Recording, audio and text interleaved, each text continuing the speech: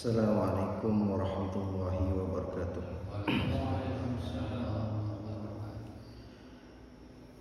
Innal hamdalillah nahmaduhu wa nasta'inuhu wa nastaghfiruh wa na'udzu billahi min shururi anfusina wa min sayyiati a'malina. May yahdihillahu fala mudilla lahu wa may yudlilhu fala hadiya lahu. Asyhadu an la ilaha illallah wahdahu la syarika lahu wa asyhadu anna Muhammadan 'abduhu wa rasuluh la nabiyya wa la rasula ba'da. Raditu billahi rabba wa bil islami dina wa bi Muhammadin nabiyya wa rasula. Rabbi zidni ilma warzuqni fahma. Rabbi shrah li sadri wa yassir li amri wahlul 'uqdatam min lisani yafqahu qawli. Allahumma 'allimna ma yanfa'una wa anfa'na bima 'allamtana wa zidna ilma wa amalan mutaqabbala.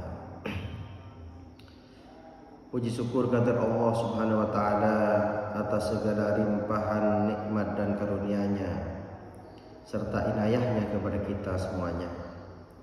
Selaku hamba Allah, hamba yang diridhoi, yang disayangi.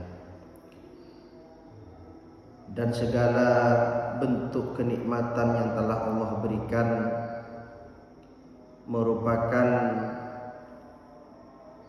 keindahan yang harus kita syukuri, sekaligus menjadi amanah yang nanti akan dipertanggungjawabkan. Tsumma latus'alunna yawma idzin 'anil na'im. Maka pada hari kiamat nanti akan ditanya tentang kenikmatan-kenikmatan yang telah Allah berikan kepada kita selaku hamba-Nya. Tidak hanya tentang amalan apa yang kita lakukan, dosa apa yang telah kita perbuat, tetapi segala bentuk kenikmatan yang telah Allah berikan pun akan ditanya kelak pada yaumil kiamah. Kemudian salawat dan salam kita kepada Nabiullah Nabi Muhammad SAW, yang mana Rasulullah telah membimbing kita umat Islam seluruhnya hingga akhir zaman, dari zaman jahiliyah menuju zaman ad-dinul Islam, yang mana kita mengetahui pada zaman jahiliyah minimnya moral, minimnya akhlak, sehingga kita sampai pada titik di mana akhlak betul-betul dijunjung tinggi oleh beliau. Bahkan di antara tujuan Rasulullah diutus ke muka bumi ini adalah menyempurnakan akhlak manusia. Innama bu'itsu li utammima makarimal akhlak. Dan dari situ kita harus banyak mengkaji tentang bagaimana akhlak-akhlak yang benar, akhlak-akhlak yang baik yang dicontohkan oleh Rasulullah SAW. Tentu dengan cara kita mengkaji hadis-hadis beliau, sebagaimana yang rutin kita bahas dan kita lanjutkan kembali pada kesempatan kali ini setelah beberapa saat vakum. Maka insyaallah kita akan melanjutkan kembali dalam kitab Al-Adabul Mufrad ini hadis-hadis Rasulullah SAW yang mencerminkan tentang akhlak-akhlak yang terpuji. Pada kesempatan kali ini insyaallah kita akan melanjutkan hadis yang ke-40, bab yang ke-41, yaitu man ada jaritaini aw wahidatan. Barang siapa yang merawat dua atau satu dari keluarganya, yang menanggung keluarganya, yaitu menanggung anaknya.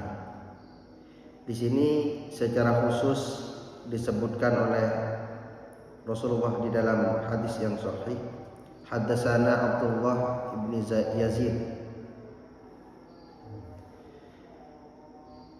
Jadi di sini Abdullah bin Yazid berkata haddatsana Harmalah bin Imran, telah menceritakan Harmalah bin Imran yaitu Abu Hafsin At-Tajibi an Abi Assanah al-Ma'afari, dari Abi Assanah, an Uqbah bin Amir, dari Uqbah bin Amir qala, ia berkata, sami'tu Rasulullah sallallahu alaihi wasallam yaqulu, saya mendengar Rasulullah sallallahu alaihi wasallam bersabda, man kana lahu salasa banatin, barang siapa yang memiliki 3 anak, man kana lahu salasu banatin, memiliki 3 anak perempuan, wa sabara alaihinna, kemudian dia bersabar dengan anak perempuan tersebut, wa kasahunna, kemudian memberikan mereka pakaian, min jiddatihi, dari keringatnya, dari usahanya, kunna lahu hijaban minan nari, maka 3 anak perempuan tadi yang ia rawat, yang ia beri makan, beri pakaian, dari hasil jerih payahnya, hasil kerjanya, maka akan menjadikan lahu hijaban minan nari, menjadi penghalang dari api neraka. Dengan hadis ini, apabila zaman dahulu ketika seorang ulama atau para sahabat memiliki anak perempuan, maka sedekahnya itu jauh lebih besar ketimbang memiliki anak laki-laki. Kalau misalkan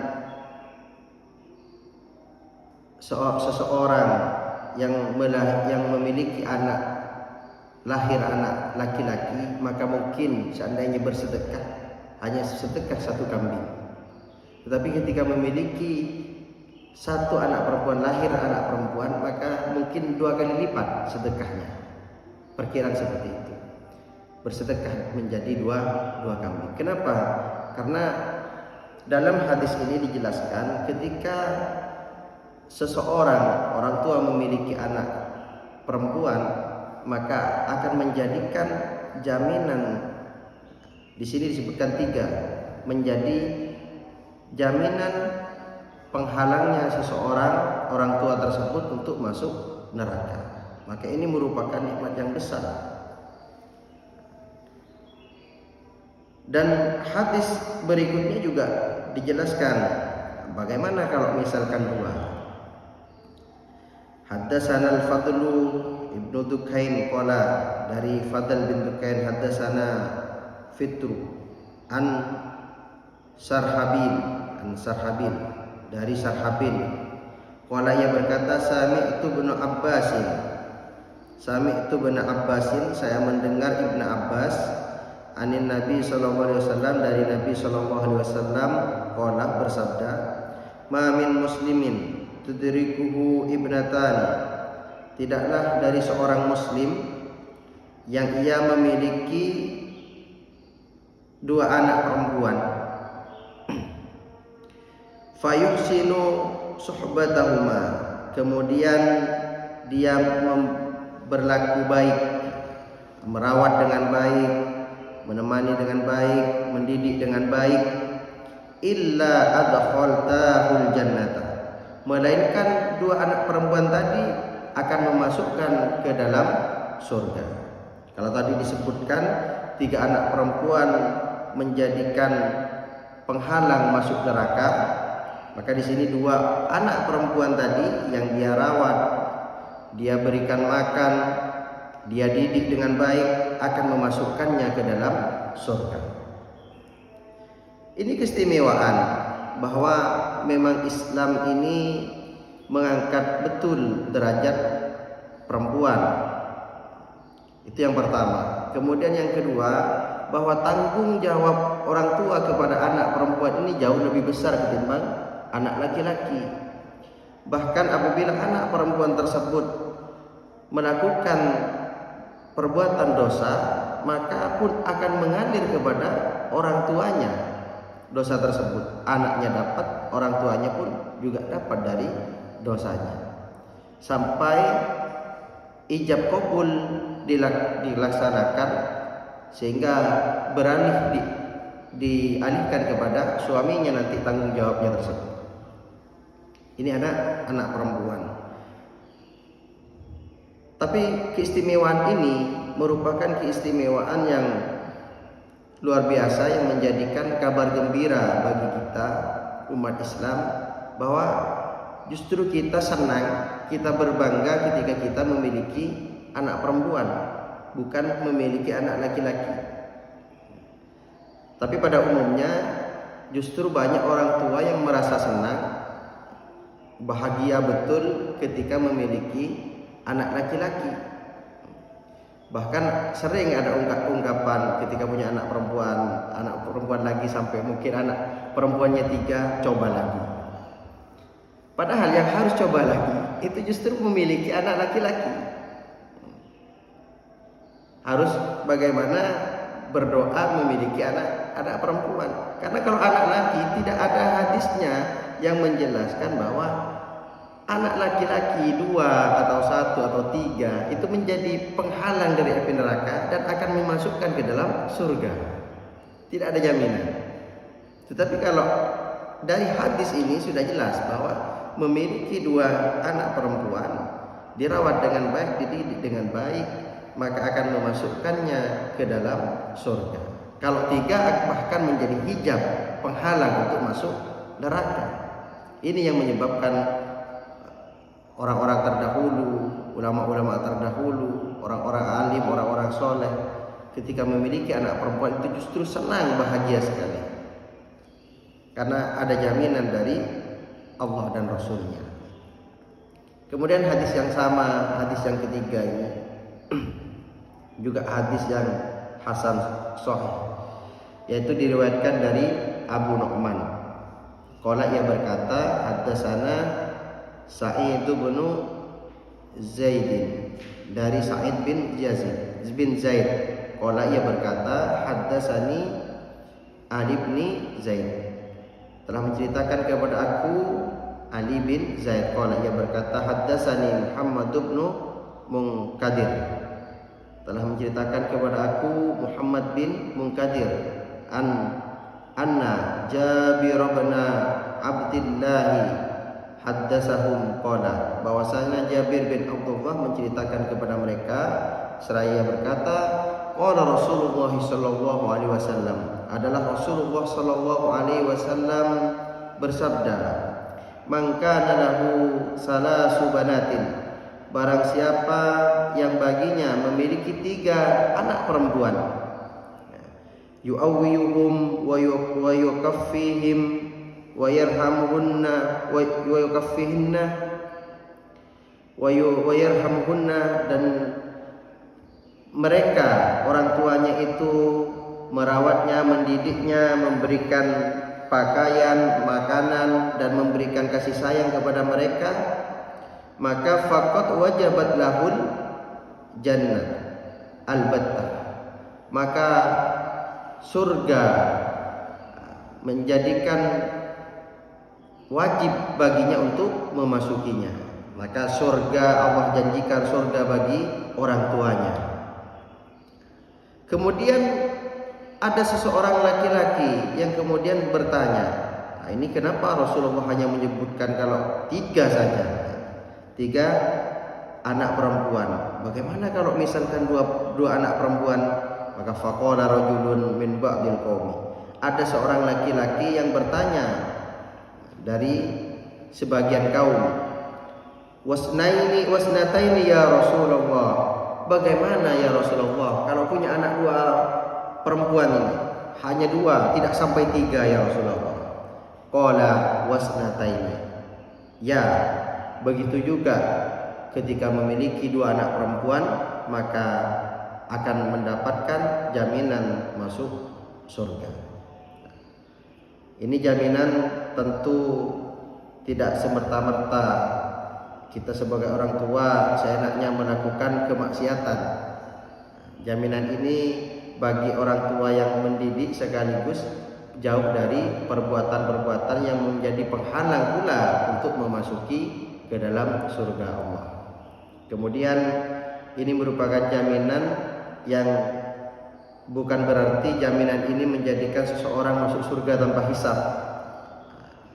Bisa jadi ini tetap dihisab ketika melakukan perbuatan dosa, akan tetapi sudah jelas akan mendapatkan pada akhirnya adalah surga Allah Subhanahu wa taala insyaallah.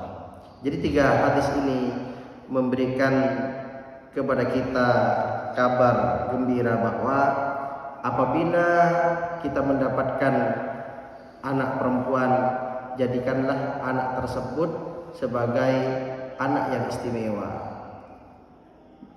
Dari pendidikannya, dari bagaimana kita merawatnya dan lain sebagainya, karena ini merupakan aset yang nanti akan Allah janjikan memasukkan kita ke dalam surganya. Ini bertolak belakang sekali dengan kehidupan di zaman jahiliyah. Kalau zaman jahiliyah justru kebahagiaan itu muncul apabila seseorang memiliki anak laki-laki, karena anak laki-laki adalah anak yang bisa menjadi penerus dalam pandangannya, kemudian bisa dibawa perang, bisa untuk bekerja dan lain sebagainya. Sehingga ketika memiliki anak perempuan, maka anak perempuan itu dibunuh.